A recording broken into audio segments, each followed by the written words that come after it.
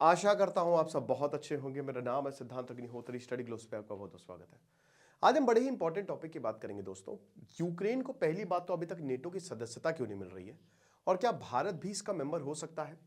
चलिए शुरू करते हैं, लेकिन उससे पहले बता दूं कि चाणक्य नीति का हमारा शानदार कोर्स है, आप इसको अवेल कर सकते हैं। आज क्लास होगी अगली फ्लो की, तो आपको बहुत ज़्यादा फायदा होगा। चलिए, तो सबसे पहली बात तो यह है कि नेटो को अभी तक मतलब यूक्रेन को अभी तक नेटो की सदस्यता नहीं मिली है। पूरा विवाद जो है ना, इसका मेन कारण है नेटो। रशिया यूक्रेन से कहता है कि तुम ऐतिहासिक तौर पे हमारे साथ हो, तुमको क्या प्रॉब्लम है, हम तुमको सब कुछ तो दे रहे हैं, लेकिन व्लादिमीर जेलेंस्की की जिद थी कि नहीं, वेस्ट के साथ हम जाएंगे और नेटो को हम ज्वाइन करेंगे। तो रशिया का यही कहना था कि अगर तुम नेटो को ज्वाइन करोगे तो उनकी मिसाइल, अमेरिका की मिसाइल तुम्हारे बॉर्डर पे आ जाएंगी, फिर तो हम गए काम से। क्या दिक्कत है तुमको? और वैसे भी तुमको नेटो में तो कोई ले तो रहा नहीं है, तुम खाली इतने दिनों से चिल्ला रहे हो नाटो नाटो नाटो, बट हो तो रहा नहीं है कुछ। तो व्लादिमीर जेलेंस्की ने कहा कि नहीं नहीं, कर लो युद्ध। तो दोनों के बीच में युद्ध चल रहा है, 2 साल हो गए हैं और इसमें कहीं ना कहीं दोस्तों व्लादिमीर जेलेंस्की की गलती है। अब यहां पे नेटो की सदस्यता नहीं मिल रही है। अमेरिका क्या कह रहा है? अमेरिका बोल रहा है हाँ ये लो मेरे संसाधन, लड़ो लड़ो लड़ो, हम भी तुम्हारे साथ है। पीछे कैसे साथ है भैया? अकेले यूक्रेन लड़ रहा है और पीछे कोई भी नहीं है। पीछे बस सब ऐसे तमाशा खड़े हुए देख रहे हैं, बस चीयर अप कर रहे हैं। वो मार पीट के तुमको चला जा रहा है। आपको बता दूं कि अमेरिका का ये कहना है कि जो नेटो की रक्षा, नेटो जो है यूक्रेन की रक्षा आखिरी इंच, उसके एक एक टेरिटरी की इंच बढ़ा बचाएगा। कोई भी मतलब इतना सा भी यूक्रेन को नुकसान नहीं होगा। भाई नुकसान तो हो गया है, बहुत तगड़ा हो गया है। तो अब सबसे बड़ी बात यह है कि आखिरकार क्या है। आर्टिकल 5 जो नेटो का है वो ये कहता है कि अगर नेटो के किसी भी देश पर हमला हुआ तो सब लोग हमला करेंगे। मतलब नेटो एक कंट्री की तरह है, सब मिलकर हमला कर देंगे।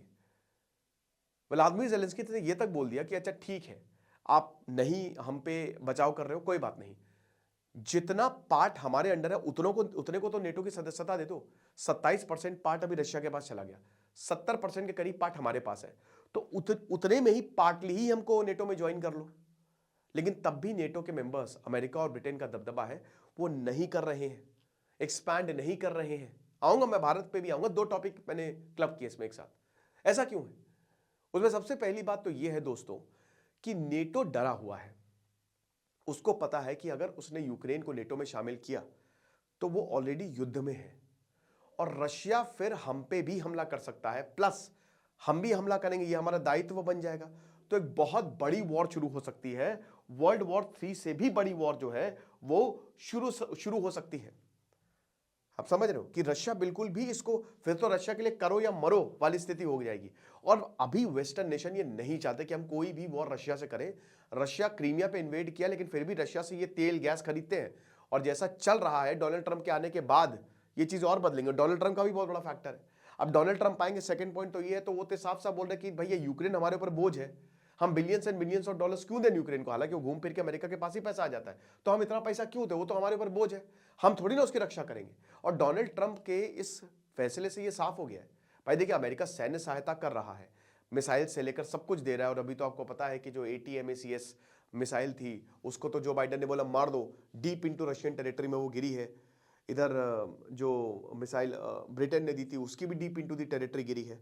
तो यूक्रेन के मिसाइल, लेकिन दोस्तों इससे कुछ हो नहीं रहा है। रशिया फिर पलटवार कर रहा है। रशिया के पास तो भाई वो तो न्यूक्लियर स्टेट है, आप समझ रहे हो। तो इसीलिए ये 2 कारण बहुत बड़े हैं। और डोनाल्ड ट्रंप तो भाई देखिए, उसने तो साफ साफ बोल दिया व्लादिमीर जेलेंस्की को कि तुमको टेबल पे आना पड़ेगा, सीज फायर पे साइन करो, जो तुम्हारी टेरिटरी है वो गई। मतलब एक तरीके से उनका इंडिकेशन यही है। तो अब वॉर में है इस समय नेटो और मतलब यूक्रेन, और पूरे यूक्रेन एक तरीके से बर्बाद हो चुका है। ठीक है, तो डोनाल्ड ट्रंप भी एक बहुत बड़ा फैक्टर है, क्योंकि वो सबसे ज्यादा पैसा नेटो को डोनाल्ड ट्रंप अमेरिका से ही आता है।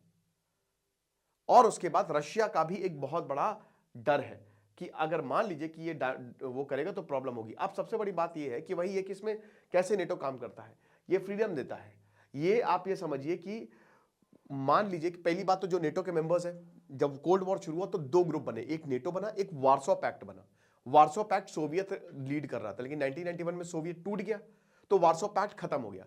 अब रशिया के साथ इस समय चाइना, नॉर्थ कोरिया, ईरान है। तो हो सकता है ये अपनी पैक्ट बना ले। वैसे तो ऑलरेडी बना ही हुआ है, नॉर्थ कोरिया के सोल्जर्स ऑलरेडी रशिया के साथ लड़ रहे हैं। तो सबसे पहली बात तो ये है कि ये स्टेबिलिटी देता है कि अगर तुम नेटो के मेंबर हो तो भाई तुम पे हमला, और इस डर से भी कोई हमला नहीं करता, क्योंकि देखिए वेस्ट ताकतवर है रशिया से, ये आप मान के चलिए। अगर आप पूरे वेस्ट को मिला ले तो रशिया को हरा देगा, हार जाएगा रशिया। लेकिन रशिया के पास न्यूक्लियर बॉम्ब है, और न्यूक्लियर बॉम्ब छोड़ सकता है, ठीक है ना। तो ये डर सबको है, तो इसीलिए भारत की आज बात पूरी दुनिया सुनता है। भारत के, क्योंकि भारत एक न्यूक्लियर स्टेट है, और जिसके पास न्यूक्लियर बॉम्ब है, आप टेबल पे ताकत वालों की, चाणक्य कहते हैं ना भाई, जब जितनी औकात हो उतनी बोलो, औकात से ज्यादा मत बोलो, जितनी तुम्हारी औकात पैदा करो फिर बोलो। तो भारत की उतनी औकात है ऐसी की तैसी करने वाली, इसीलिए पूरी दुनिया भारत की सुन रही है, क्योंकि न्यूक्लियर स्टेट है। ये अगर पावर भारत के पास नहीं होती ना, तो शायद इतना दबदबा नहीं होता। ये चीज है। तो अब क्या होता है कि नेटो में कैसे शामिल होते हैं। सबसे पहली बात तो एक स्ट्रांग इकोनॉमी चाहिए अगर आपको नेटो में शामिल होना है तो। फिर वहां डेमोक्रेसी होनी चाहिए, ठीक है। डेमोक्रेसी इसलिए होनी चाहिए क्योंकि किसी डिक्टेटर को तो नहीं देखना, वो तो कभी भी किसी कहीं पे भी वॉर छेड़ देगा। तो जो लीडर है वो चुना हुआ होना चाहिए। और तीसरा एक इंपॉर्टेंट पॉइंट है, आपकी मिलिट्री स्ट्रांग होनी चाहिए, एक स्ट्रांग आर्मी, जबरदस्त, समझ रहे हैं। तो अब यहां पे क्या है कि ये सब तो मैं आपको ऑलरेडी बता ही चुका हूं। तो अब यहां पे क्या है कि भारत की जब वहां तक बात आती है कि इंडिया क्यों ज्वाइन नहीं कर रहा है। इंडिया तो सारी की सारी रिक्वायरमेंट पूरी कर रहा है। देखिए इंडिया के हित में नहीं है ज्वाइन करना। क्यों? पहला रीजन, इंडिया खुद में ही बहुत ज्यादा सक्षम है। अगर इंडिया चाहे तो किसी भी देश को हरा दे। इंडिया की आर्मी आज के समय दुनिया की सबसे ताकतवर आर्मी है ना, सबसे स्ट्रांग आर्मी है इंडिया की आर्मी। वो कहीं पे भी कुछ भी कर सकते हैं, और सबसे बड़ी आर्मी है इंडिया की आर्मी, और ये लगातार बढ़ती जा रही है। तो इंडिया खुद एक बहुत ही स्ट्रांग देश है, एक जबरदस्त आर्मी है, तो उसको किसी की जरूरत क्यों पड़ेगी भाई।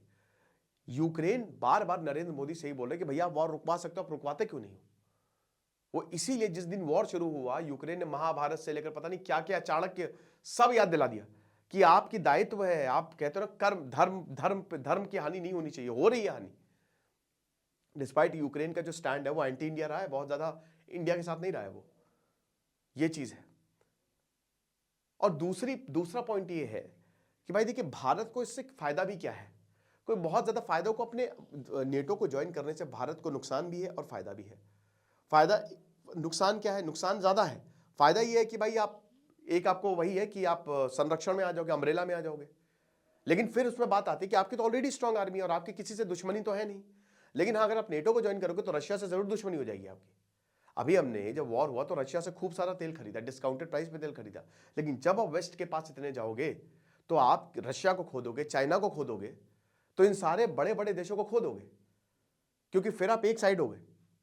तो ये बहुत ही डिजास्टर्स कदम साबित हो सकता है, क्योंकि हमारी एक नॉन अलाइनमेंट की पॉलिसी रही है और हम उतने सक्षम है। कहते हैं ना कि अगर college drop, Bill Gates, Steve job, भाई कॉलेज ड्रॉप है तो उनकी औकात थी भाई, उनका कॉन्फिडेंस था। आप ये मत सोचो कि कॉलेज ड्रॉप कर दिया ये हो गया भाई, उस बंदे को इतना अपने ऊपर कॉन्फिडेंस है कि मैं अपना एम्पायर खुद बना लूंगा।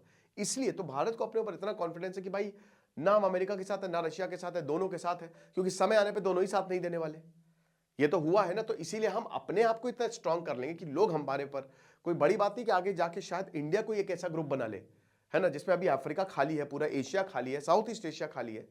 हो सकता है आगे जाके इंडिया कोई ऐसा ग्रुप बना ले जो नेटो और वार्सो से भी ज्यादा तगड़ा हो, माइट बी पॉसिबल, और उसको ज्वाइन करने की होड़ लग जाए। लेकिन भारत ऐसा फालतू चीजों में पड़ता नहीं। भारत कहता भैया अपनी इज्जत अपने हाथ, तो जिसको जो करना है करे। तो वही है, और इसीलिए जो है वो नेटो को यहां पे ज्वाइन नहीं कर रहा है। मतलब यूक्रेन भी नेटो को ज्वाइन नहीं कर पा रहा है, डिस्पाइट बहुत ये है कि भाई कुछ भी करके जो है वो ज्वाइन करें। मतलब यूक्रेन काफी ज्यादा, क्योंकि अब देखिए बस समय की बात है, डोनाल्ड ट्रंप आएंगे, रशिया ऑलरेडी बहुत ज्यादा ऑफेंसिव पे है ना। बाकी जो भी होगा हम आपको बताएंगे। इनडायरेक्ट सपोर्ट तो दे ही रहा है यूक्रेन को।